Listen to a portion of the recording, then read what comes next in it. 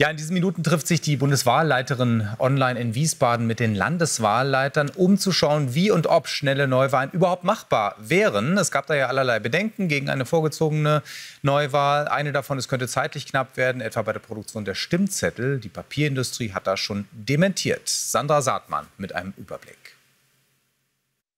Überstürzt und riskant oder für eine große Industrienation kein Problem. Die Debatte über den Termin für Neuwahlen ist schärfer geworden. Für ihre Warnungen vor schnellen Neuwahlen hat Bundeswahlleiterin Ruth Brandt den Vorwurf der Parteilichkeit einkassiert. Ihr zur Seite springt der Berliner Landeswahlleiter.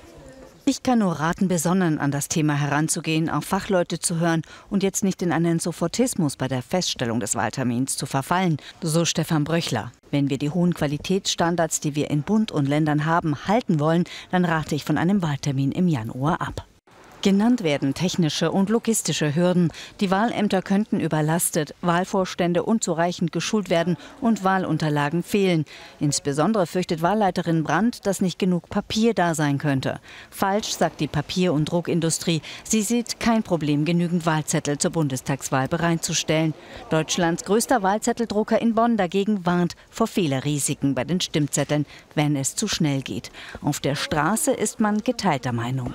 Wenn es hier bestimmte Papiere gibt, die hergestellt, gedruckt und bereitgestellt werden muss, dann muss man nicht gucken, Edgy-Badgy, wir schaffen es mal wieder nicht. Im Gegenteil, eine gewisse Sorgfalt sollte sein. Das ist eigentlich alles nur Rumeierei und wirkt alles sehr unglaubwürdig. Ich finde es gut, wenn jetzt eine Neuwahl eingeleitet wird. Und wann das ist für mich zweitrangig. Für die Opposition dagegen eine Farce. Möglicherweise, so der Vorwurf, habe der Kanzler die Bundeswahlleiterin sogar instrumentalisiert. Jedenfalls schiebe der Kanzler die Entscheidung gezielt auf die lange Bank. Er weiß ja, dass er das Vertrauen des Parlaments nicht mehr hat, damit wir eben sehr, sehr zügig in die Wahlen gehen und alle anderen Ausreden von wegen Papiermangel etc.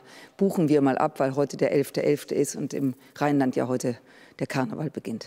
Entscheidend, sagt die SPD, sei das Votum derjenigen, die die Bundestagswahl organisieren müssen. Geladen hat die Bundeswahlleiterin zu Beratungen in den Mittagsstunden. Das Dementi aus dem Kanzleramt, man habe nicht instrumentalisiert, reicht der CDU nicht. Sie zitiert Ruth Brandt am kommenden Mittwoch in den Innenausschuss.